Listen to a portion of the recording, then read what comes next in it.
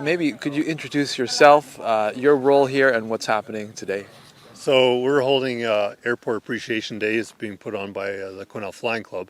It's just, you know, first of all, to get people to come out to the airport because sometimes they may only come through if they're on a flight and see what's about and come and see actually the small planes and stuff because a lot of people don't get a chance to get up close to a small plane even. And even to see if anyone's interested in getting into flying. It's not a thing these days that really gets promoted much. It used to be quite a thing back a number of years ago that it was quite common, but now it's becoming less and less. We're trying to promote it to people that it is possible, so that anyone should be able to fly a plane. So I don't think I caught your name, and maybe you can tell me about, your journey. Assuming you are a pilot and you're involved, when did you start flying? So my name's Gord. I'm president of the Flying Club in Quesnel, and basically when I was 10 years old, my father bought an airplane and learned to fly, and I've been flying right from that time. We'd go out flying, and he'd basically say, "You take the controls. I'll just look around," and so he got me flying that way, and he taught me different things, and so. When I was about 20, I went and took lessons and got my pilot's license. I've been flying for 35 years now. So, yeah. And the people in the club, presumably they own these planes. What takes place? Is it a pleasure leisure thing, or is it like, I don't know how the industry works? Yeah, so pretty much these are all pleasure planes. There's no plane here that operates commercially. Uh, if someone wanted to charter one, they would contact someone probably from Prince George or somewhere else, and they might be able to do that. But basically, the way it is in Quesnel, these are all personal aircraft for people's pleasure, and they fly just for the enjoyment of it. Someone's mentioned to me there's a young lady over there. She's starting to get into it. What does it take, to say, hey, I want to get involved in this? Yeah, so there are flying schools. There's in Prince George, Vanderhoof. Unfortunately, we don't have one here now, but you would go and to a flying school, and you'd enroll there, and then you'd do a ground school course, and spend hours in the plane doing the various lessons and becoming competent. And it doesn't matter what order. You don't have to do the ground school then the flying. You kind of do them at the same time. So you get to learn the theory, but you also get your hands in the plane and go out and basically do lots of takeoffs and landings. You do what we call circuits. You go around and around and around, and you just keep practicing that over and over until you get very good at it. I guess, is that most of the challenge in terms of that takeoff and landing? And then beyond that, what types of skills do you need to navigate? Yeah, I'd say the landing is probably the most crucial thing to learn, and it is one of the more complex parts of it, but because you do a lot of it. But there's also navigation, because we fly cross country, not following the roads. We cross the mountains, we go all kinds of places, and you need to know when you're going there that you're going in the right place. And you have to understand weather, so you have to be able to say, am I going to have a problem getting from here to there? You can't just pull over and wait for weather to go by. You're in the air, so you have to be prepared for that. So that's what a lot of it is about, preparation and understanding all these things. And what keeps you coming back? Obviously, you have a involvement in the club itself. What motivates you to keep doing this?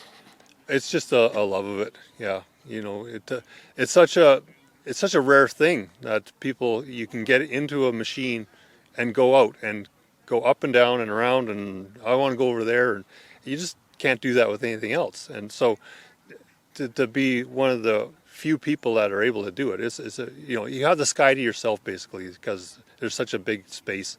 It's just a love of it. Very randomly, I saw on, I think, Marketplace, a 1972 plane. I don't know the details. It was like $65,000.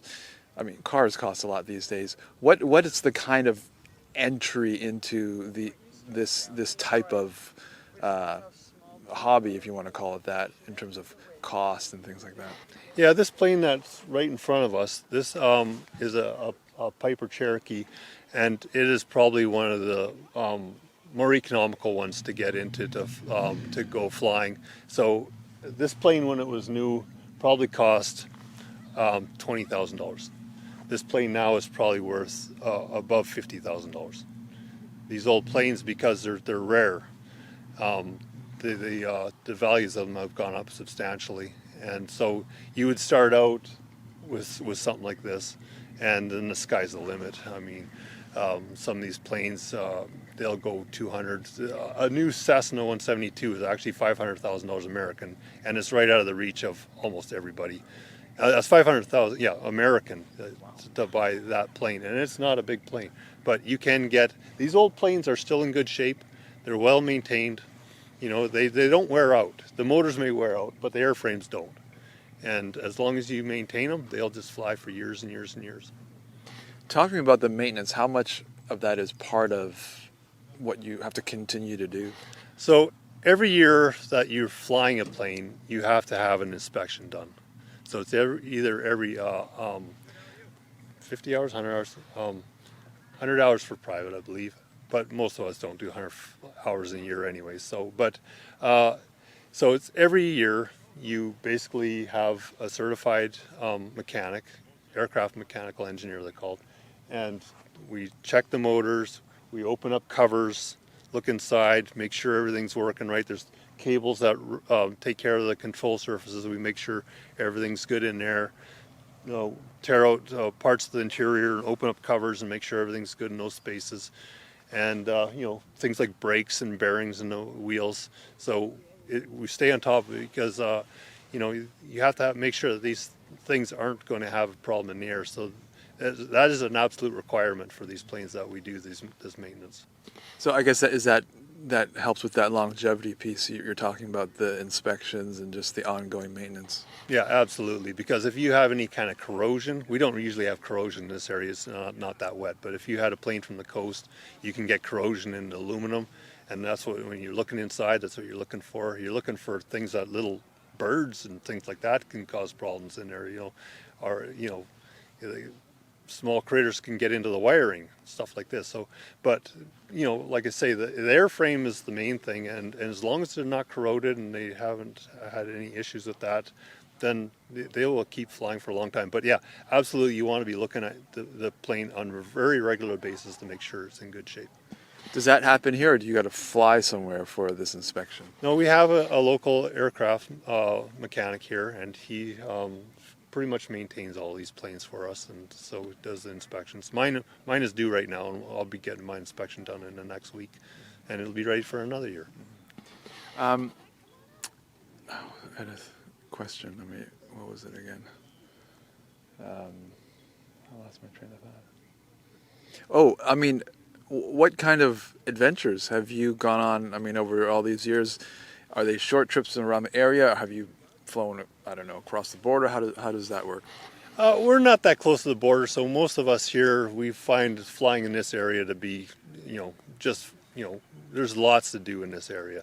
If I live close to the border, I might consider it. It's a bit of a hassle. You have to do this planning and stuff to cross the border, and you have to make sure you do it the right way. So, but there are guys that do it. But around here, there's little landing strips at lakes and places like that. So you can go out and go fishing, that kind of thing. Even, you know, you might think you need a float plane to go to a lake and go fishing, but there are places where you can go like that. But other than that, there's this thing what we call well, I don't know, you use any number you want. They used to call it the $100 hot dog or hamburger, you know, because that's what it took you to fly somewhere and buy a hamburger from somebody and fly back again, you know. But now you might call it a $200 hamburger, you know, inflation. So, but you know, and then you can fly to other towns, and that's what we do. Sometimes we'll go in a group, you know, so we'll fly 2, 3, 4 planes together and fly to another town and meet up some of the pilots there, you know, or just go on our own. And I have friends and family that live in other towns. They come pick me up at the airport, and you know, that kind of thing. Just like, how long does it take, let's say, to fly to Kelowna from Quesnel here?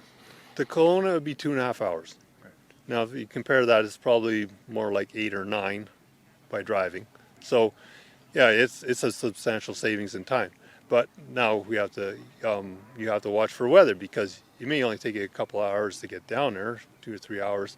But if the weather closes in, you could be there for days, waiting for the weather to clear and come back. So always be prepared to either have a good period of weather ahead of you, or to be sitting for a little while waiting to get back out again. So there are some things like that with flying that, you know, Like, I mean, today, for example, I mean, I don't know what the official forecast is. Is this a type of day you would say if you plan to fly, you wouldn't fly, or what? How volatile is the situation?